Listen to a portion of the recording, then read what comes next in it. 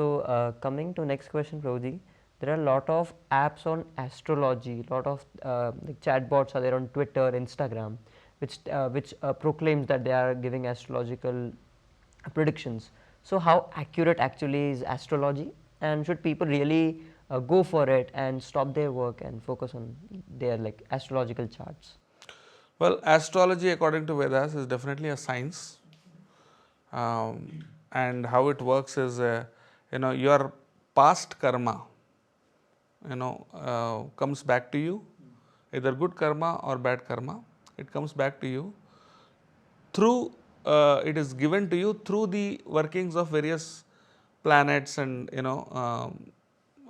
various astrological phenomena. So these various demigods or the devatas or the graha devatas and the various forces of nature, what they do is they award your own karma back to you um, at a certain time, in a certain way. So they govern that. It is definitely a science.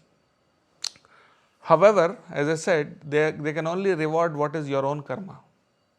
It is not that they are going to give you something which you don't deserve, right? Yes, so astrology is definitely a science, but it is not the absolute science, or it is not the supreme reality. Our scriptures, like especially Bhagavad Gita, they teach us to focus more on what is the eternal reality, rather than things like astrology and karma kanda, various rituals and all.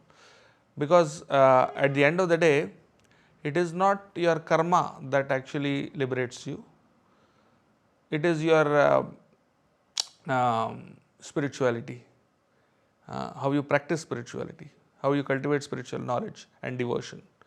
That is far more important than these whatever astrological predictions and all.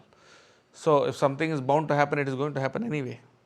So there is no point in spending our valuable time in trying to know what is your future, rather that energy can be focused on doing what is right, and focusing on what I can change rather than on what I cannot change.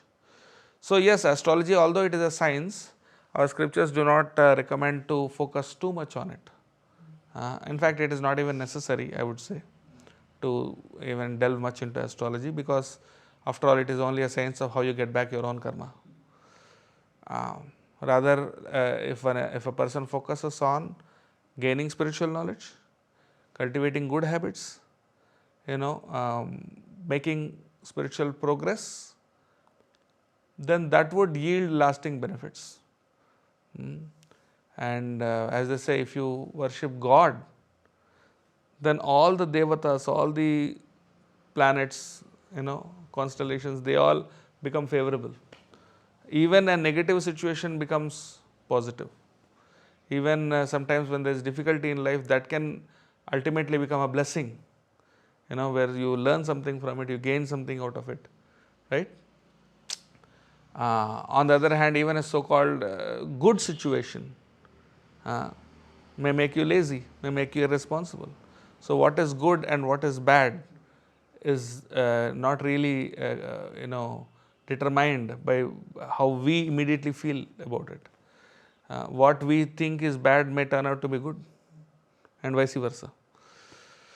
So therefore, instead of worrying about what will happen in my life tomorrow, rather let us worry about what we should do today. What is the right thing to do? And that is what Gita teaches us.